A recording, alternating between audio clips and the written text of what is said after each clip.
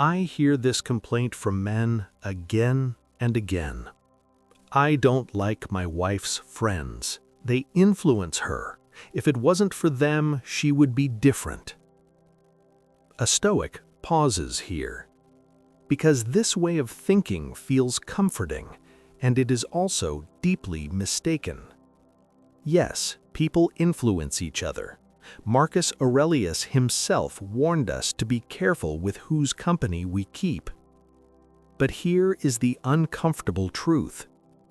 No one surrounds themselves with people who are fundamentally different from who they are. Show me a man's closest friends, and I will show you the man. The same is true for a woman. Your wife did not accidentally choose her friends. She did not stumble into a circle of people who poisoned her against her nature.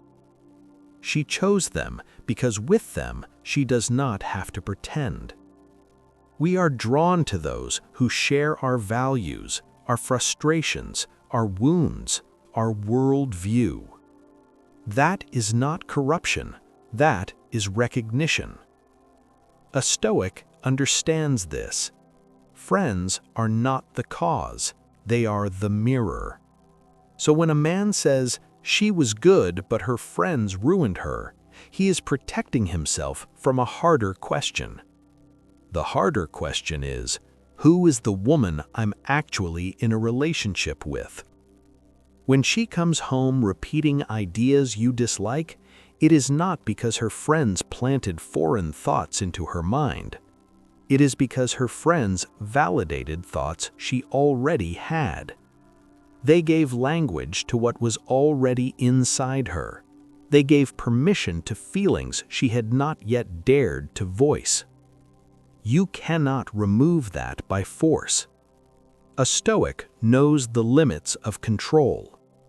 You do not control your wife's friends. You do not control her inner world. You do not control her desires. You only control your response, your boundaries, and your choices. Take her to another city, another country, another environment. And what will happen? She will eventually find the same kind of friends again, not because fate is cruel, but because character seeks familiarity.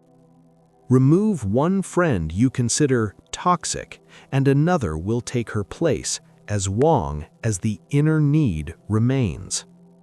This is why prohibition always fails.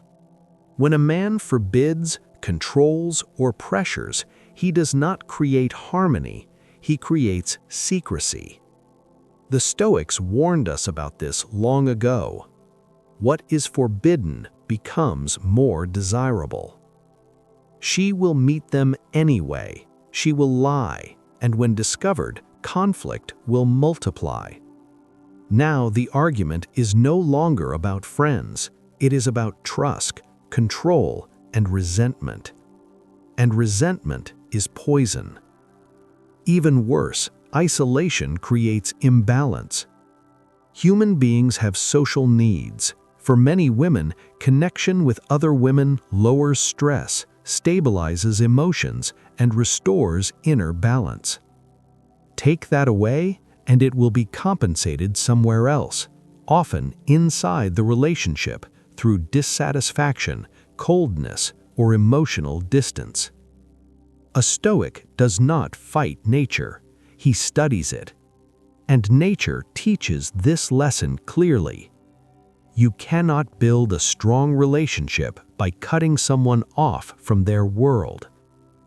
So what is the Stoic conclusion? First, stop blaming the friends. Blaming them is like blaming the mirror for what it reflects. Second, look clearly at your partner. Ask yourself, without illusion, is this woman compatible with the life I want to live? Can I respect who she actually is, not who I hoped she would become? Stoicism is not about forcing reality to obey you. It is about aligning your life with truth. If her values, priorities, and character are acceptable to you, then learn how to live with them wisely. If they are not, have the courage to admit it. Because a Stoic does not beg reality to change, he adapts, decides, or walks away with dignity. Control what is yours, release what is not.